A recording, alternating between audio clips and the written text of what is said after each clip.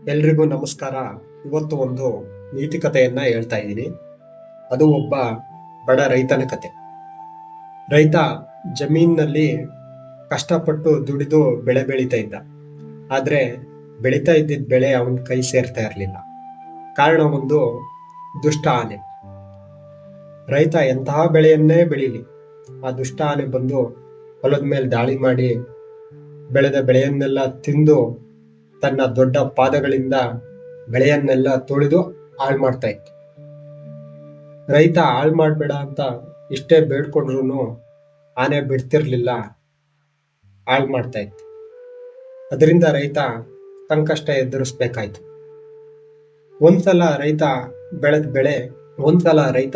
ಬೆಳೆಯನ್ನೆಲ್ಲ ಆನೆ ಹಾಳು ಮಾಡಿ ಹೋಗಿತ್ತು. ರೈತ ನಷ್ಟದಿಂದ ಅಳ್ತಾ ಕೂತಿದ್ದ. ಆಗ ಆ ಜಾಗಕ್ಕೆ ಒಂದು ಮೊಲ ಬಂದು ಕೇಳುತ್ತೆ, ಏಕೆ ಹೇಳ್ತಾ ಕೂತಿದ್ದೀರಾ ಅಂತ.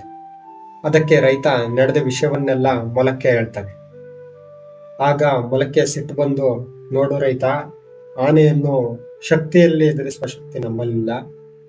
ಆದ್ರೆ ಆನೆಗಿಂತ ಬುದ್ಧಿಯನ್ನ ದೇವರು ನಮಗೆ ಕೊಟ್ಟಿದ್ದಾನೆ. ಆದ್ರಿಂದ ನಾವು ಸಂಕಷ್ಟದಿಂದ ಪಾರಾಗ್ಬಹುದು.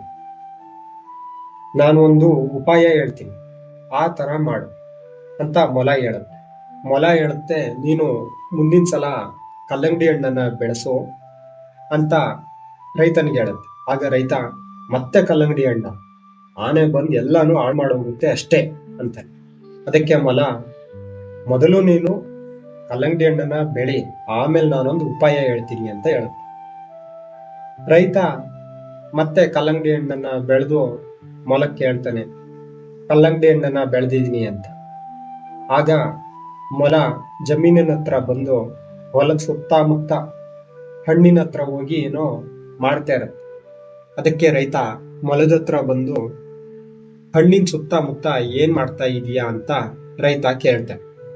ಅದಕ್ಕೆ ಮೊಲ, ಆನೆ ಬಂದ್ರು ಕಲ್ಲಂಗಡಿ ಹಣ್ಣನ್ನ ಏನೂ ಹಾಳು ಮಾಡಲು ಸಾಧ್ಯನೇ ಇಲ್ಲ, ಆ ತರ ಮಾಡಿದೀನಿ, ನೀನೇ ನೋಡ್ತೀಯಾ ಅಂತ ಹೇಳ್ತಾನೆ. ಅಷ್ಟೊತ್ತಿಗೆ ಆ ದುಷ್ಟ ಆನೆ ದುರಹಂಕಾರದಿಂದ ಬಂದು, ಓ, ಕಲ್ಲಂಗಡಿ ಹಣ್ಣನ್ನ ಈ ಸಲ ಬೆಳೆದಿದ್ಯಾ, ನೋಡು ಈಗ ಹೇಗೆ ಹಾಳು ಮಾಡ್ತೀನಿ ಅಂತ ಹೇಳಿ ತನ್ನ ದೊಡ್ಡ ಪಾದಗಳಿಂದ ಕಲ್ಲಂಗಡಿ ಹಣ್ಣನ್ನ ತುಳಿಯುತ್ತೆ. ತುಳಿದ ತಕ್ಷಣವೇ ಅಯ್ಯೋ ನೋವು ಕಾಪಾಡಿ ಅಂತ ಚೀರಾಡುತ್ತೆ. ಅದನ್ನು ನೋಡಿದ ರೈತನಿಗೆ ಆಶ್ಚರ್ಯ ಆಗುತ್ತೆ. ರೈತ ಮೊಲಕ್ಕೆ ಕೇಳ್ತಾನೆ, ಏನಾಯ್ತು, ಆನೆ ಯಾಕೆ ನೋವು ಅಂತ ಚೀರಾಡ್ತಾ ಇದೆ ಅಂತ. ಅದಕ್ಕೆ ಮೊಲ ಹೇಳುತ್ತೆ, ನನ್ನ ಉಪಾಯ ಕೆಲಸ ಮಾಡಿದೆ, ಅದಕ್ಕೆ ಅದು ಚೀರಾಡ್ತಾ ಇದೆ. ನಾನು ಮುಂದೆ ಇರುವ ಕಲ್ಲಂಗಡಿ ಹಣ್ಣುಗಳಿಗೆ ಮೊಳೆಗಳನ್ನು ಚುಚ್ಚಿದ್ದೆ. ಆ ಹಣ್ಣುಗಳನ್ನು ಆನೆ ತುಳಿದು ಮೊಳೆಗಳನ್ನು ಪಾದಕ್ಕೆ ಹೊಕ್ಕಿಸಿಕೊಂಡಿದೆ. ಅದರ ನೋವಿನಿಂದ ಆನೆ ನೋವು ಅಂತ ಚೀರಾಡ್ತಾ ಇದೆ ಅಂತ ಹೇಳುತ್ತೆ. ಆಗ ಆನೆ ರೈತನಿಗೆ ಮತ್ತೆ ಮೊಲಕ್ಕೆ, ದಯವಿಟ್ಟು ಮೊಳೆಗಳನ್ನ ನನ್ನ ಪಾದದಿಂದ ತೆಗೀರಿ, ನೋವು ಜಾಸ್ತಿ ಆಗ್ತಾ ಇದೆ, ತಡೆಯೋಕ್ ಆಗ್ತಾ ಇಲ್ಲ ಅಂತ ಬೇಡ್ಕೋತಾ ಇರತ್ತೆ. ಆಗ ಮೊಲ, ಇಷ್ಟ ದಿನ ರೈತ ಬೆಳೆಯನ್ನೆಲ್ಲ ಹಾಳು ಮಾಡ್ತಾ ಇದ್ದೆ, ಆಗ ರೈತನಿಗೆ ಎಷ್ಟು ನೋವಾಗಿರ್ಬೇಕು ಅಲ್ವಾ ಅಂತ ಆನೆಯನ್ನ ಕೇಳುತ್ತೆ. ಆಗ ಆನೆ, ನನ್ನನ್ನ ಕ್ಷಮಿಸಿ, ನಾನು ಇನ್ಮುಂದೆ ಈ ತರ ಕೆಟ್ಟ ಕೆಲಸವನ್ನ ಮಾಡೋದಿಲ್ಲ ಅಂತ ಹೇಳುತ್ತೆ. ಮೊಳೆಗಳನ್ನ ನನ್ನ ಪಾದದಿಂದ ತೆಗೀರಿ ಅಂತ ಕ್ಷಮೆಯನ್ನು ಕೇಳುತ್ತೆ. ಆಗ ರೈತ ಮತ್ತೆ ಮೊಲ ಸರಿ ಅಂತ ಹೇಳಿ ಆನೆಯ ಪಾದದಿಂದ ಮೊಳೆಗಳನ್ನ ತೆಗಿತಾರೆ. ರೈತ ಆನೆಗೆ ಹೇಳ್ತಾನೆ, ನೀನು ಎಷ್ಟು ಬೇಕಾದ್ರೂ ತಿನ್ನು, ಆದ್ರೆ ಉಳಿದಿದ್ದನ್ನೆಲ್ಲ ಹಾಳು ಮಾಡ್ಬೇಡ ಅಂತ ಆನೆಗೆ ಬುದ್ಧಿ ಹೇಳ್ತಾನೆ. ಆಮೇಲೆ ಆನೆ ಹೊರಟು ಹೋಗುತ್ತೆ.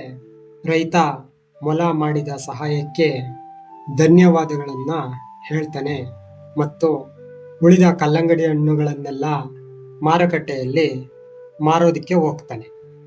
ಈ ಕಥೆಯಿಂದ ನಾವು ಕಲಿಯೋದಾದ್ರೂ ಏನು ಅಂದ್ರೆ, ಜಾಣನಿಗೆ ಮಾತಿನ ಪೆಟ್ಟು, ದಡ್ಡನಿಗೆ ದೊಣ್ಣೆ ಪೆಟ್ಟು ಅಂತ ಹೇಳಿ.